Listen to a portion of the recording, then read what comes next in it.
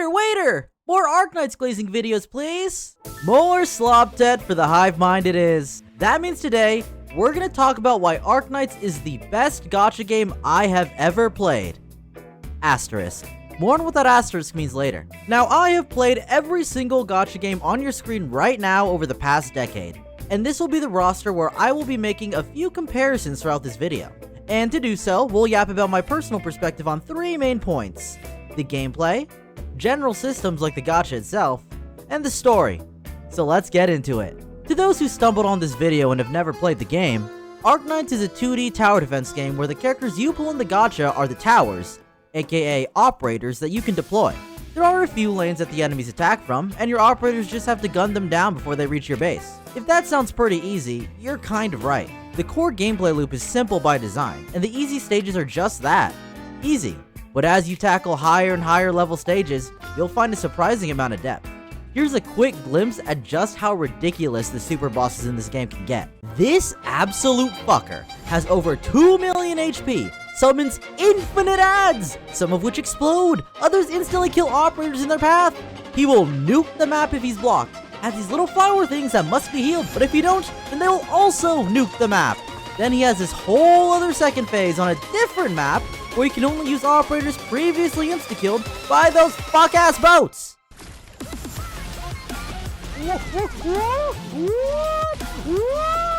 This game gets crazy. Now, each operator has unique abilities, as well as passives that change the way you play them. Take our goofy Gunsancta Exusiae Alter here. Her role can completely change based off choosing a different skill before combat. Her skill 2 makes her a traditional DPS, gaining absurd attack and attack speed to completely shred enemies. But decide to use her skill 3 instead, and she trades that DPS output for utility. Now she has a revive mechanic, letting her revive an operator that was previously defeated. This game has built on itself since it came out years ago in 2020, and each of these factors have gotten so much more interesting as the years go by. This wild complexity makes every stage fun, and with the game allowing you to build a squad of 12 units of your choice, you can mix and match for your own tailored experience. And of course, that's just the base game. And this is where to me, Arknights goes from kinda fun to truly great. You see, besides the basic gameplay loop, Arknights has 2 fully supported and regularly updated permanent game modes. My favorite one is Integrated Strategies. Play through your choice of several expansions, each with different enemies and mechanics, but all of them with the same underlying roguelike gameplay. This is my bread and butter mode. I swear it is the majority of my gameplay time, slowly learning each expansion run by run, while having different operators and buffs every time is just so enjoyable. And I don't know for sure, but I feel like Arknights came out with their roguelite mode, and all the other gacha games followed suit. Like Honkai Star Rail Simulated Universe and Genshin's Imaginarium Theater both follow that same general formula after IS came out. I'm obviously not going to pretend Arknights pioneered the genre or anything, but I did not see much of anything close to it until it came out, and suddenly it's everywhere in gacha games. Also, side note, this mode is where the boss I mentioned before came from. The other evergreen mode is called Reclamation Algorithm, a complete flip on the gameplay loop where you go to various maps to collect resources and build your own custom base. I personally only played it enough for the caper skin as it's not my personal cup of tea, but I do genuinely appreciate just how expansive it is. The map just sprawls on, and there are various NPCs around giving you quests in order to further unlock more of it. If resource collection games are your type of thing, then I recommend you try it. That's not all. On top of those permanent game modes are events that regularly run. These can be as varied as crazy boss rushes to multiplayer co-op stages. A really special one to me is Stronghold Protocol. As a TFT auto chess competitor myself, this mode had me in a chokehold. A genuine take on the auto chess genre, coupled with a gameplay that makes Arknights great. And it is the most absurd combination of my hyperfixations ever conceived. Of course, it was an RNG and unbalanced mess, but it was fun to me. Speaking of unbalanced, there is a bit of a con in the power creep of the game. You see, in 2020, Saria healed everyone. In 2025, Shu heals everyone, bashes in enemy heads, and forces them to stay in the rice fields, not letting any of them escape. If I'm gonna be honest though, this is actually a non-issue to me for 2 reasons. I'm generally a believer that power creep does not fucking matter at all if there's no PvP in the game. As long as I can clear what I want, I simply do not care. Second, the game is actually balanced to the point where you can clear a majority of the stages with just low rarity free operators. Pop open a guide and see what I mean. You can have the shiny new OP units, but you don't really need them. Because of that balance, it is in a much better game state than, say, Honkai Star Rail, which, hot take, I don't even feel is the worst because it has no PvP. And I could care less about zero cycling. I only really care about the story there. It's more closer to Fate Grand Order, which I consider fairly lenient. A lot of the free shit in FGO can clear everything, and you only really need to invest in a meta-defining support. After you have one or two of those, you can play literally any DPS. In terms of directly comparing gameplay, you really can't since it's all up to genre preference. If you like open world, Genshin and WoW are better. If you like turn-based, Honkai is more interesting. But if you like tower defenses, time to learn Arknights, buddy! But this isn't the only point of comparison between Arknights and the rest. There's also their different systems. As the namesake of the genre of gacha games, the most important system to discuss is the gacha itself. This can be subdivided into the standard headhunting banner, kernel headhunting, and recruitment. Recruitment is something that I've only ever seen in this game personally. The idea is that it is a free gacha system where you select tags and you get a random operator based off those traits. It's a set pool, so you can't get everyone, but this is a good method to farm various currencies, and the operators in it can be quite good. The kernel headhunting system functions like a standard banner, except it's a separate pool entirely. This was Arknights' method to dilute the unit pool by moving many of the units from the early couple of years into their own separate banner. That way, when you pull the standard one, you can't get the equivalent of losing your 50-50 to Japard in Honkai Star Rail. More like you randomly get a Hyacine instead.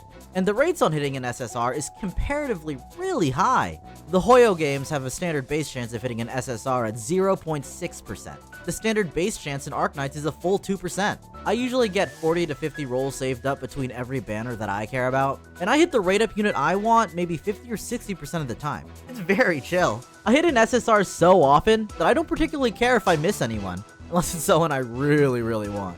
Not to mention, dupes don't fucking matter!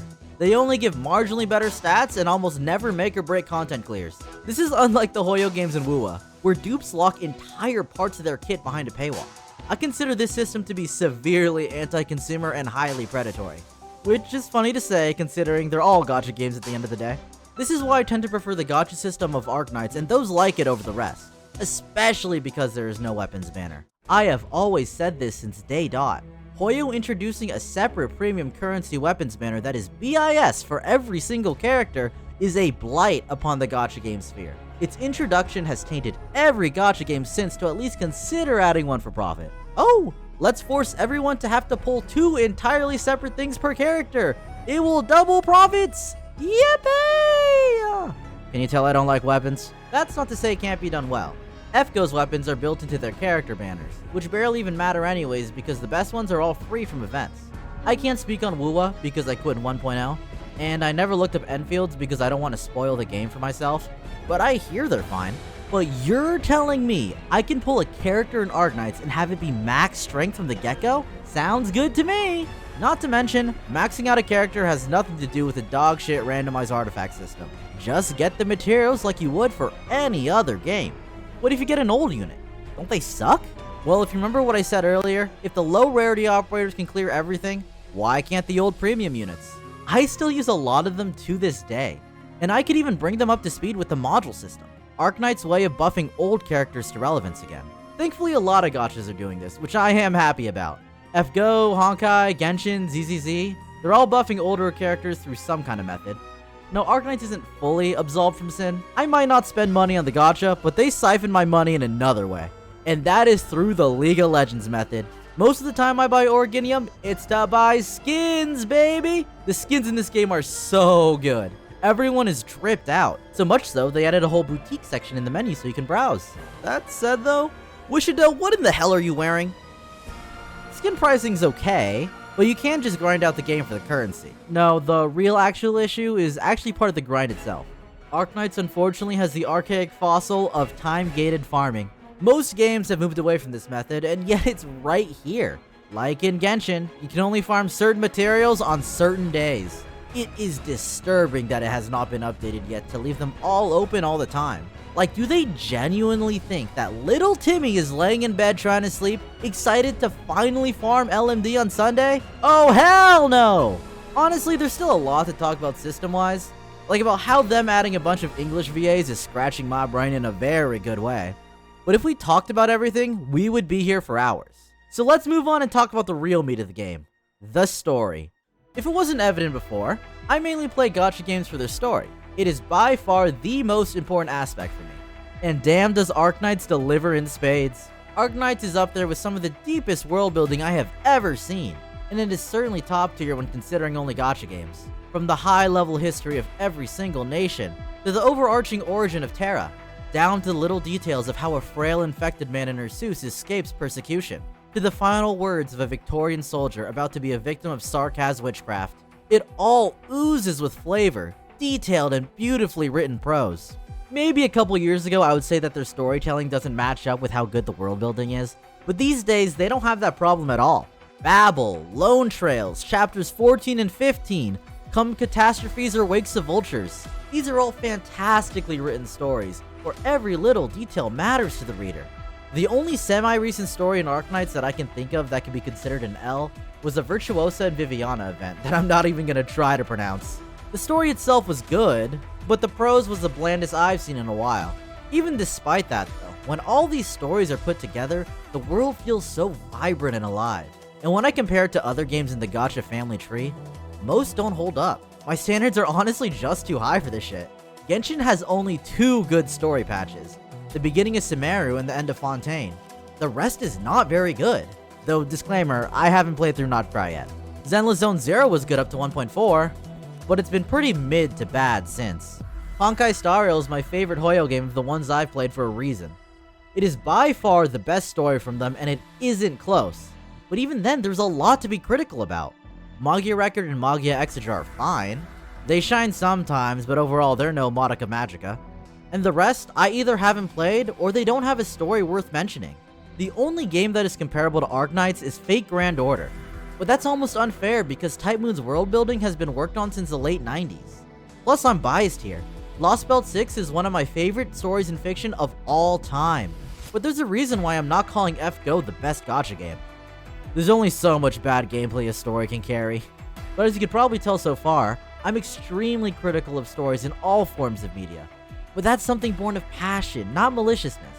Which is why I hope you can tell that I really do regard Arknights' world and stories as something special. And that's what that asterisk at the beginning means. I play these games out of love for their stories, more than anything else. Maybe the meaning is something else for you, but let's be realistic. We all enjoy gacha games for different reasons. You might be thinking my priorities and ratings are dogshit stupid. Your asterisk could be about exploring an open world, or high-octane, fast-paced action, or just being a degenerate gambler. But for me, it's breathing in a world I've emotionally pored over for years, reading the heroics of these operators that I've really come to love. That's everything I have to say for now. There's more to talk about, like how good the music is, the great character writing, the amazing character designs, but there's such a thing as going too much into the weeds. If you have something you want me to expand on, let me know. As you can probably tell, I'm not much of a video essay writer, but with enough motivation, I could be convinced to talk about anything some more. And if you like this video, please like and subscribe! I have a very unrealistic goal of hitting 1,000 subs by the end of the year, so I would appreciate your help in trying to get there. That's everything from me. I'll see y'all next time.